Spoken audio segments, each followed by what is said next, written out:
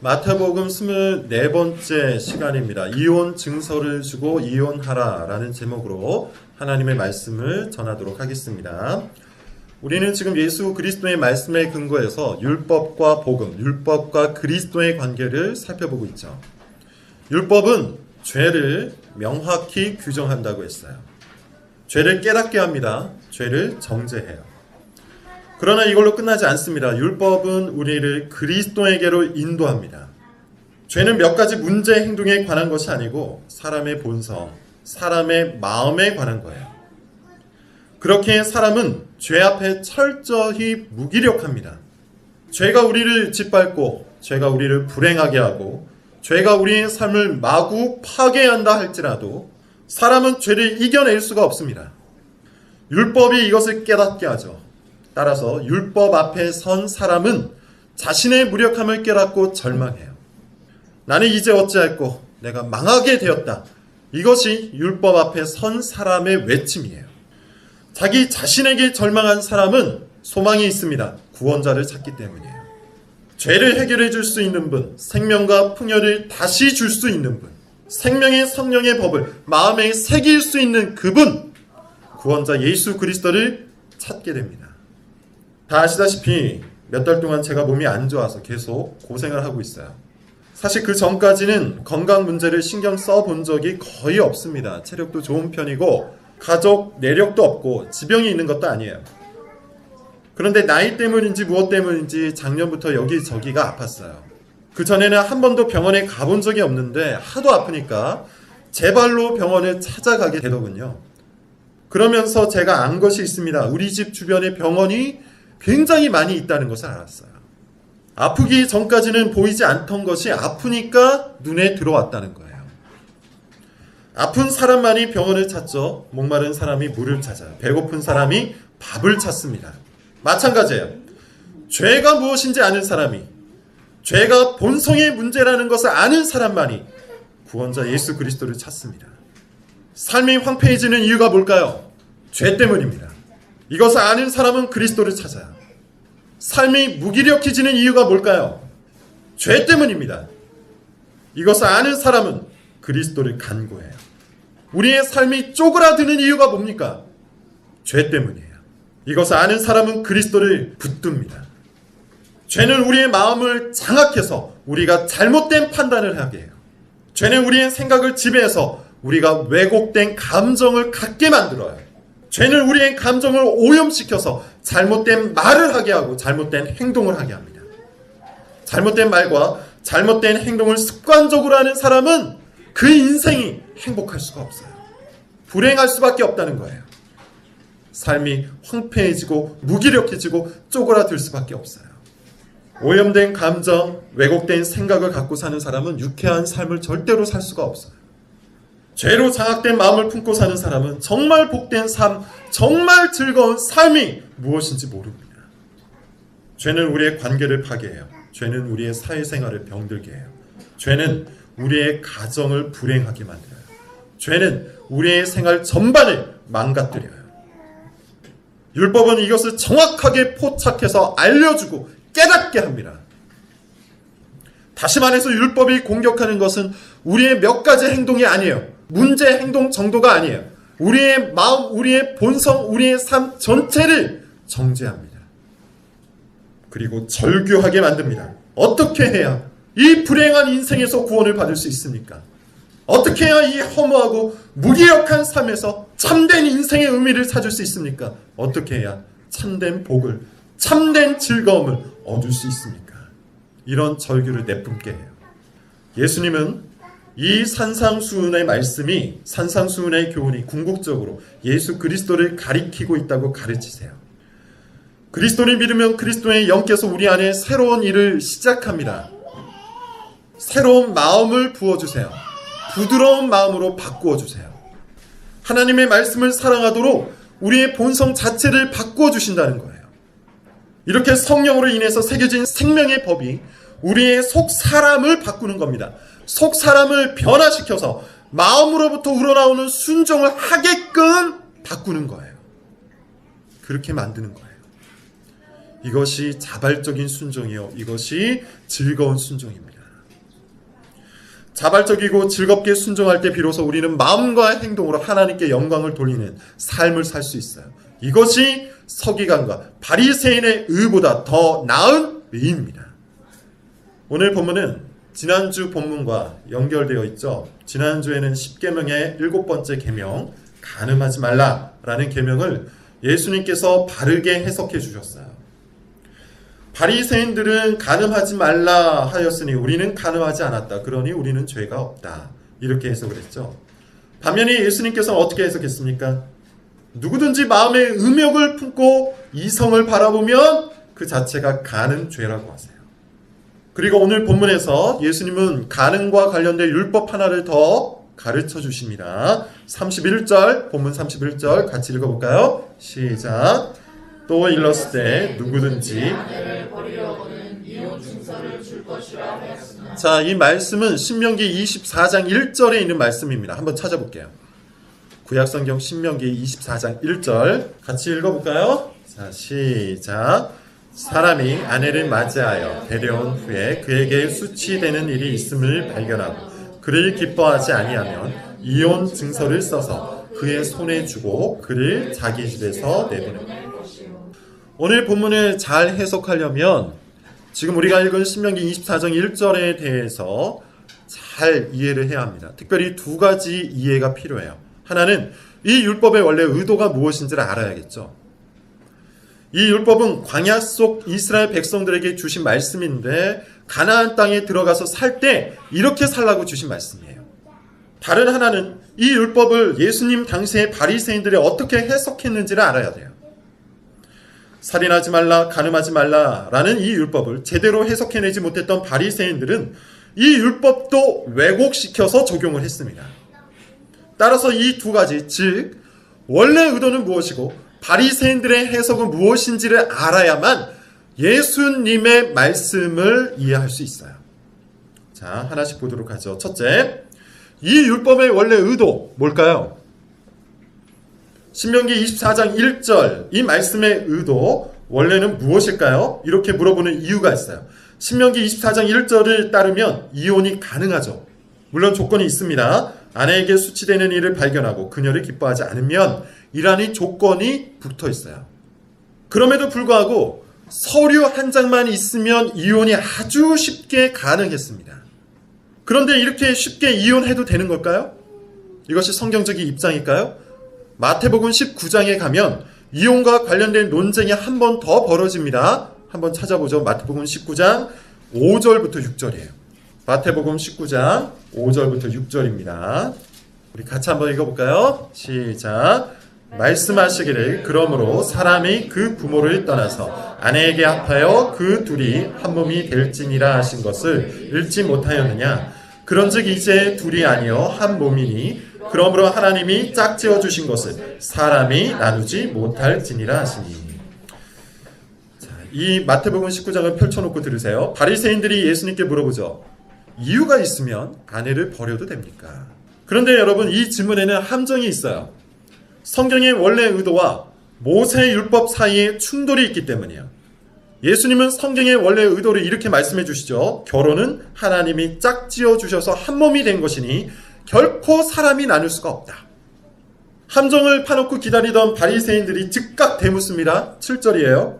제가 읽어볼게요. 여짜오되 그러면 어찌하여 모세는 이혼 증서를 주어서 버리라 명하였나이까. 신명기 24장 1절 말씀을 근거로 예수님께 반박을 하고 있는 겁니다. 바리새인들의 의도는 이것이었어요. 만약에 예수님이 이혼해도 된다라고 하면 창세기에 있는 말씀을 가져다가 반박을 할 것이고, 예수님이 이혼할 수 없다라고 하시면 신명기에 있는 이 말씀을 가져다가 반박하려고 한 거예요. 그런데 예수님이 이혼할 수 없다고 하셨으니 신명기 24장 1절을 근거로 공격을 한 겁니다. 예수님이 뭐라고 답변하십니까? 8절 9절입니다. 한번 읽어볼게요. 같이 읽습니다. 시작. 예수께서 이르시되 모세가 너희 마음의 완악함 때문에 아내 버림을 허락하였거니와 본래는 그렇지 아니하니라. 내가 너희에게 말하노니 누구든지 음행한 이후에 아내를 버리고 다른 데 장가드는 자는 간음하라. 자, 여러분 저를 보세요. 이것이 굉장히 중요한 말씀이에요. 예수님은 모세 율법을 해석하는 올바른 방법을 알려주고 계세요. 성경의 본래 의도가 뭐라고 하십니까? 이혼해서는 안 된다. 간음죄 외에는, 음행 외에는 그 어떠한 이유로도 이혼해서는 안 된다. 하나님이 짝지어 주신 것을 사람이 나눌 수가 없다. 이것이 성경의 원래 의도예요. 결혼관계는 몇 가지 수틀리는 일이 있다고 해서 깨질 수 있는 것이 아닙니다. 취미가 안 맞고 성격이 안 맞고 돈벌이가 시원찮고 매력이 떨어지고 나에게 잘 못해준다고 이혼할 수 있는 것이 아니에요. 한몸관계를 파괴할 수가 없어요. 그렇다면 성경의 본래 의도가 이런 것인데 왜 신명기 24장 1절에서 이와 같은 율법을 또 주신 걸까요? 예수님의 답변은 무엇이었죠? 너희의 마음이 완악하기 때문이라고 하세요. 너희의 마음이 완악하기 때문에 주셨다고요. 자, 여기서 우리는 모세 율법이 두 가지 부류로 나뉘어진다는 것을 알 수 있어요. 하나는 모든 시대에 적용되는 항존적인 도덕법이 있습니다. 대표적인 것이 십계명이에요. 2000년 전에도 가치가 있고 오늘날에도 가치가 있고 100년 후에도 가치가 있는 절대적인 도덕법, 그런 것이 있어요. 십계명의 도덕법은 모든 시대, 모든 장소, 모든 사람들에게 적용이 됩니다. 반면에 특정 시대에만 적용이 되는 일시적인 도덕법도 있어요. 예를 들면 노예 해방법이나 희년 제도가 그렇습니다. 이스라엘 백성들은 종을 사면 반드시 7년이 되는 해에는 자유를 줘야 했어요. 또한 7년이 7번째로 돌아오는 다음 해, 곧 50년이 되는 해에는 매매했던 모든 땅들을 원래 주인에게 돌려주어야 했습니다. 이것이 희년 제도죠. 또 동해 보복법이라고 해서 눈에는 눈, 이에는 이, 살인에는 살인으로 갚아줄 수가 있었습니다. 도피성 제도도 그렇죠. 민수기 35장을 보면 의도적이지 않은 살인죄를 지은 사람은 곳곳에 마련된 도피성에서 목숨을 부지할 수 있었습니다. 이런 율법들은 오늘날 문자 그대로 적용할 수 없는 일시적인 당대에 해당하는 도덕법이에요. 칼빈은 이것을 시민법이라고 정의합니다. 당시 시대 상황 속에서 구별된 백성으로 살아갈 수 있도록 주신 당대의 도덕법, 시민법이에요. 이혼 증서를 주고 이혼하라는 이 율법도 마찬가지입니다. 구약시대에는 여성들의 인권이 바닥이었죠. 일부 다처제는 기본이었고 이혼하는 것이 숨쉬는 것보다 쉬웠어요. 기분 나쁘면 아내를 내다버렸습니다. 구약시대의 여성들은 경제적인 능력이 없었기 때문에 이렇게 버려진 여인들은 몸을 팔면서 생계를 유지할 수밖에 없었어요. 이런 짓을 하고도 남편들은 죄책감이 없었습니다. 그들은 이것이 남편의 당연한 권리라고 생각했어요. 이런 시대 상황 속에서 이혼 증서를 주고 이혼하라는 모세율법은 대단히 획기적인 것이었습니다. 이혼할 만한 사유가 있다는 것을 남편이 반드시 증명을 해야 했기 때문이에요. 이혼 증서와 더불어 그 이혼 사유를 확증해 줄 수 있는 2명의 증인이 재판관 앞에서 증언을 할 때 비로소 이혼을 할 수 있었습니다. 이것이 모세율법의 취지입니다. 이혼을 남편의 당연한 권리로 여겼던 당시 사회에서 이런 율법은 아주 혁명적인 것이죠. 한마디로 이 율법의 의도, 신명기 24장 1절의 의도는 결혼 관계를 보존하고 남자들의 정욕과 폭력에서 여성들을 보호하기 위한 법이었습니다. 그런데 시간이 지나면서 이 모세율법의 의도가 바리새인들에 의해서 왜곡됐습니다. 바리새인들은 신명기 24장 1절에서 그에게 수치되는 일이 있음을 발견하고 그를 기뻐하지 아니하면 이라는 문장에 주목해요. 최소의 조건으로 내건 이 문장을 최대의 자유로 받아들인 겁니다. 예수님 당시의 유대인들은 이혼을 매우 쉽게 할 수 있었는데 이혼 증서에 적은 사유에는 이런 것들이 있었대요. 제가 한번 읽어보죠. 아내가 접시를 깨뜨렸을 경우 이혼할 수 있었어요. 음식을 태웠을 경우에도 이혼할 수 있었어요. 역겨운 냄새가 날 경우, 음산하고 쌀쌀한 목소리로 말할 경우, 흉터나 상처가 발견될 경우, 머리카락을 늘어뜨리고 공공장소에 나갈 경우, 이런 경우에도 이혼 증서에 사유를 적고 바로 이혼을 할 수 있었어요. 심지어 아키바라는 랍비는 아내보다 더 아름다운 여인을 발견했을 경우 이혼해도 된다고 가르쳤어요. 신명기 24장 1절에서 말하는 수치되는 일을 이렇게 다양하게 해석한 겁니다. 모세율법의 의도를 완전히 비틀어버린 것이죠. 자, 여러분, 여기서 우리는 바리새인들의 율법 해석이 얼마나 자의적이고 얼마나 자기중심적이며 얼마나 정욕적이고 얼마나 교활한지를 알 수 있어요. 바리새인들은 하나님께서 이 율법을 주신 의도를 살피지 않았어요. 하나님의 마음을 살피지 않았어요. 바리새인들은 이 율법을 놓고 이리 뜯고 저리 뜯어서 어떻게 해서든지 자신의 정욕을 채우는 방향으로 해석을 했습니다. 마음껏 정욕을 채우고 싶은데 이 율법이 걸리적거린 것이죠. 그래서 이 율법을 이용해서 정욕을 채울 수 있는 방법을 찾은 거예요. 그리고 수치되는 일이라는 문장에 꽂힌 겁니다. 수치되는 일을 최대로 확장해서 이것도 수치되는 일이고 저것도 수치되는 일이다. 그러니 난 율법에 근거해서 이혼을 했다. 그러니 난 죄가 없다. 이렇게 신앙생활을 한 겁니다. 여러분, 이것이 신앙입니까? 이렇게 율법을 지키면 하나님께서 기뻐하실까요? 이런 신앙생활이 하나님 마음에 합한 걸까요? 그런데 너무나도 많은 사람들이 이런 방식으로 신앙생활을 해요. 죄인으로 태어난 사람은 자기 멋대로 살고 싶은 본성 안에서 살아간다는 겁니다. 문제는 이와 같은 죄 문제를 해결하지 않은 채, 죄 문제를 극복하지 않은 채 교회 안에서 신앙생활하는 사람들이 있다는 것이죠. 그들은 여전히 이런 본성을 갖고 살아갑니다. 하지만 문제가 있어요. 율법이 죄인의 본성을 정죄한다는 거예요. 율법의 정죄를 받는 죄인들은 크게 네 가지 반응을 내놓습니다. 외면하거나 변명하거나 반대해요. 듣기 싫은 말씀은 귀를 틀어막습니다. 무시합니다. 화제 전환을 시도합니다. 이것이 외면이에요. 그럼에도 정곡을 찌르고 들어오는 말씀 앞에 서면 끊임없이 핑계를 댑니다. 이래서 그랬다 저래서 그랬다. 상황이 그렇지 못하다. 나 같은 상황에서는 누구든지 이렇게 할 수밖에 없다. 이것이 변명이에요. 그래도 끝까지 추격해 들어오는 율법의 폭로 앞에 서면 그 말씀을 반대합니다. 말씀 자체를 부정하거나 말씀을 가르치는 사람을 공격해요. 그래 좋다. 그런데 넌 얼마나 똑바로 사느냐? 너만 목사냐? 여기만 교회냐? 다른 교회 다른 목사들은 이렇게 가르치지 않는다. 교회 옮기면 그만이다. 이것이 반대예요. 마지막 네 번째 반응이 있습니다. 적응이에요. 외면과 변명과 반대는 겉으로 보입니다. 그런데 적응은 외적으로 확인이 불가능해요. 겉으로 볼 때는 순종하는 것처럼 보여요. 하지만 마음속에는 말씀을 향한 기쁨이 전혀 없습니다. 성경을 읽어야 하는 필요를 몰라요. 성경을 읽는 즐거움도 몰라요. 당연히 성경대로 살고 싶은 마음도 없어요. 이 사람의 고민은 딱 하나예요. 어떻게 하면 합법적으로 죄를 지을 수 있을까? 어떻게 하면 말씀을 요리조리 피해서 내가 원하는 대로 살 수 있을까? 어떻게 하면 다른 사람에게 욕먹지 않으면서 정욕을 채울 수 있을까? 이것이 적응입니다. 적응은 겉으로는 변화된 것처럼 보이지만 사실 마음으로는 전혀 변화되지 않은 상태예요. 눈에 띄는 것 몇 가지를 적당히 지켜서 다른 사람들에게 변한 것처럼 포장을 합니다. 하지만 교회 밖을 나가는 순간 하고 싶은 것을 마음껏 하며 삽니다. 죄인의 마음은 죄를 지을 틈을 찾아요. 죄를 지을 수 있는 합법적인 가능성을 찾아 헤매요. 자신의 정욕을 채우기 위해서 하나님의 말씀조차 이용해요. 정욕과 탐욕을 만족시키기 위해 눈에 불을 켜고 자기 마음에 드는 성경 구절을 찾아 돌아다닙니다. 이런 사람에 대해서 성경은 이미 예언을 해놓고 있어요.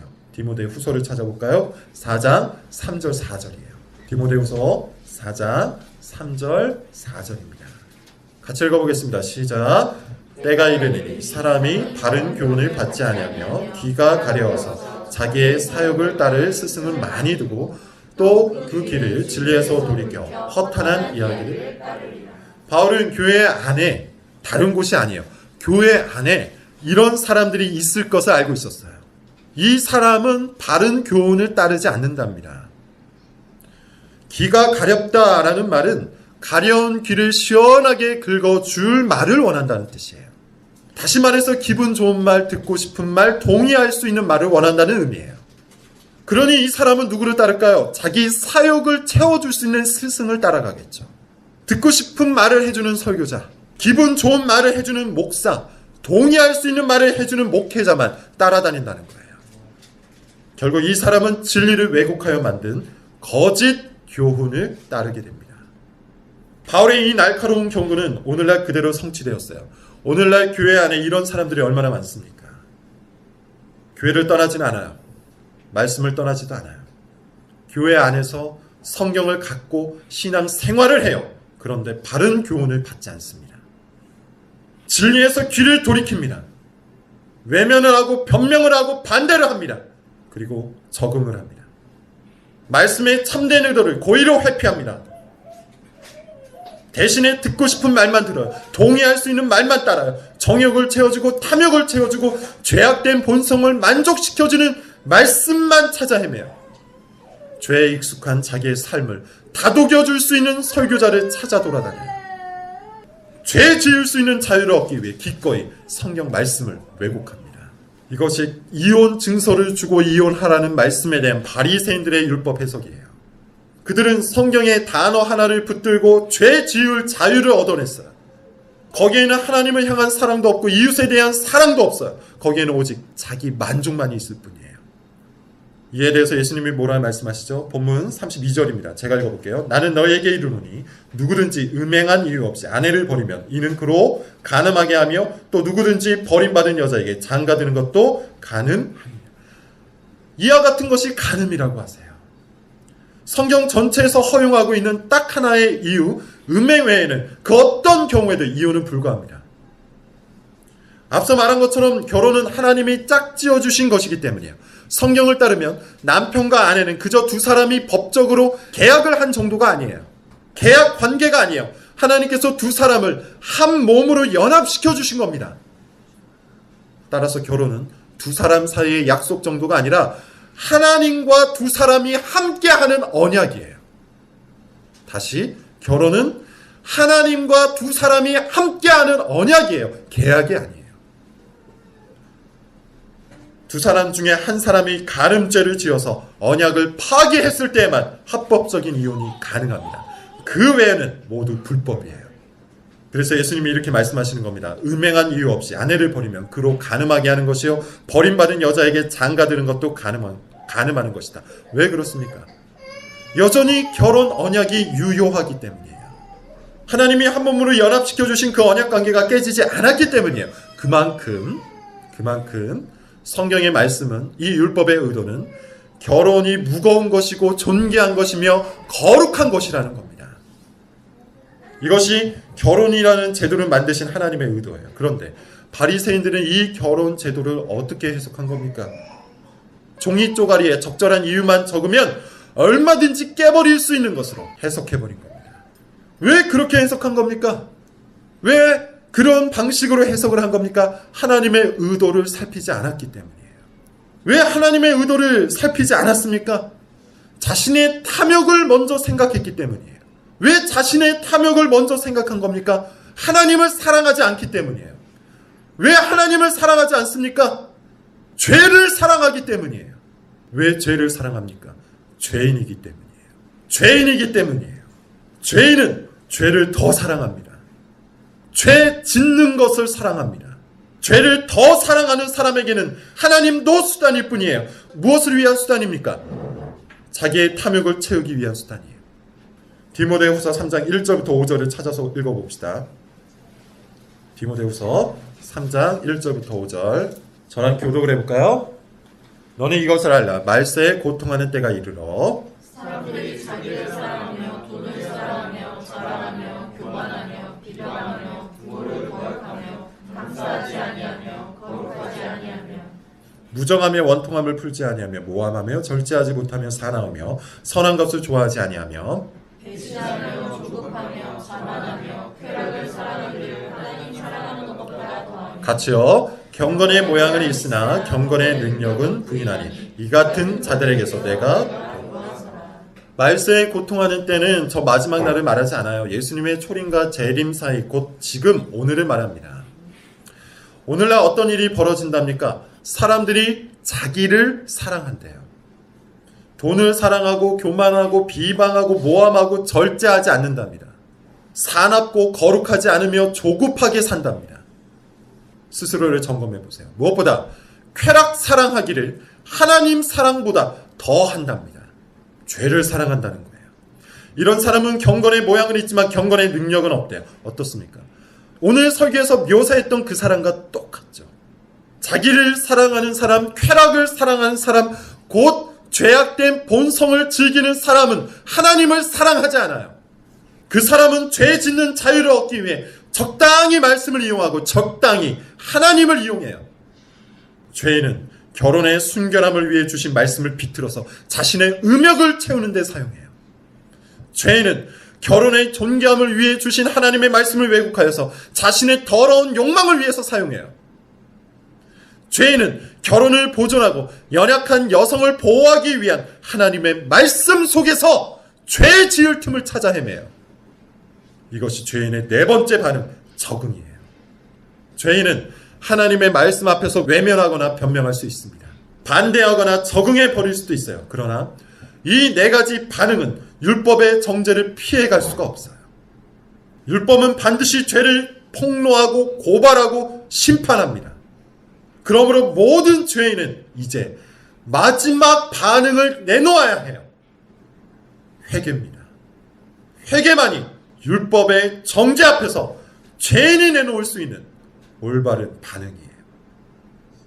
회개가 뭡니까? 회개는 자신이 죄를 범했다는 것을 인정하는 겁니다. 회개가 뭡니까? 회개는 자신이 죄를 기뻐하는 존재라는 것을 인정하는 거예요. 회개가 뭡니까? 회개는 내가 하나님을 사랑하지도 않고 이웃을 사랑하지도 않았다는 것을 인정하는 거예요. 마음속으로 온갖 죄를 상상하고 있다는 것을, 그것이 죄라는 것을 인정하는 것, 그것이 회개예요. 입으로는 끝없이 변명과 핑계를, 눈으로는 계속해서 하나님의 말씀을 외면하고 마음으로는 율법을 반대하는 것을 인정하는 거예요. 그러나 회개는 그걸로만 끝나지 않습니다. 이 모든 죄의 형벌이, 이 죄로부터 찾아오는 심판이 나에게 합당하다는 것을 받아들이는 거예요. 이 죄가 얼마나 무시무시한 것인지를 받아들이는 거예요. 하나님의 무서운 진노와 영원한 심판을 받아도 나는 합당하다는 것을 받아들이는 거예요. 마찬가지로 회개는 이걸로만 끝나지 않습니다. 회개는 반드시 믿음을 요구해요. 어떤 믿음입니까? 그리스도께서 이 무서운 율법의 정죄를 받기 위해 이 땅에 오셨다는 것을 믿는 믿음이에요. 내가 받아야 하는 이 모든 심판과 형벌을 그리스도께서 대신 받으셨다는 것을 믿는 믿음이에요. 어떤 믿음입니까? 그렇기에 나는 더 이상 율법의 정죄 아래에 있지 않다는 것을 믿는 믿음이에요. 그런데 이 믿음은 어떤 믿음인가요? 지적인 동의가 아닙니다. 살아있는 믿음입니다. 살아서 역사하는 믿음입니다. 그러므로 참된 믿음, 나를 죄에서 건져내어 생명과 풍요로 인도하는 이 참된 믿음은 결코 율법의 정죄 아래로 들어가지 못하게 만듭니다. 참된 믿음을 가진 사람은 죄를 기뻐하지 않습니다. 말씀을 이용해서 죄 지을 틈을 찾지 않아요. 죄 짓는 자유를 얻기 위해 하나님을 이용하고 하나님의 말씀을 이용하지도 않아요. 살아있는 참된 믿음을 가진 사람은 말씀을 사랑하여 항상 성경을 읽어요. 성경을 읽을 때 성경을 지키기 위해서 읽어요. 거북한 말씀조차도, 지키기 싫은 말씀조차도 피해가지 않고 외면하지 않고 순종하기 위해 몸부림을 치며 읽어요. 기도하며 읽어요. 이 거북한 말씀, 이 듣기 싫은 말씀, 이 지키기 힘든 말씀을 순종하기 위해서 하나님 앞에 기도하며 읽어요. 믿음을 달라고 기도하며 읽어요. 그리스도께서 베푸시는 은혜를 간구하며 읽어요. 여러분은 지금 어떤 신앙생활을 합니까? 하나님의 말씀을 외면합니까? 변명합니까? 반대합니까? 아니면 적당히 적응해버립니까? 죄 지을 틈을 찾아 하나님의 말씀을 읽고 있습니까? 여러분은 지금 성경을 어떤 마음으로 받습니까? 어떤 자세를 읽습니까? 비틀어진 여러분의 마음이 성경을 읽습니까? 그렇다면 여러분은 성경을 변질시킬 거예요. 성경이 비틀어진 여러분의 마음을 읽어냅니까? 그렇다면 성경이 여러분을 변화시킬 거예요. 단장너머교회 성도 여러분, 지금 예수님은 산상수훈을 통해 이런 질문을 던지고 계신 겁니다. 여러분은 지금 어떤 신앙생활을 하고 있습니까? 하나님을 사랑하고 이웃을 사랑하는 마음으로 율법에 순종합니까? 아니면 자기 만족을 위해 하나님과 교회와 사람과 성경을 이용합니까? 여러분은 어떤 신앙생활을 합니까? 기도하겠습니다.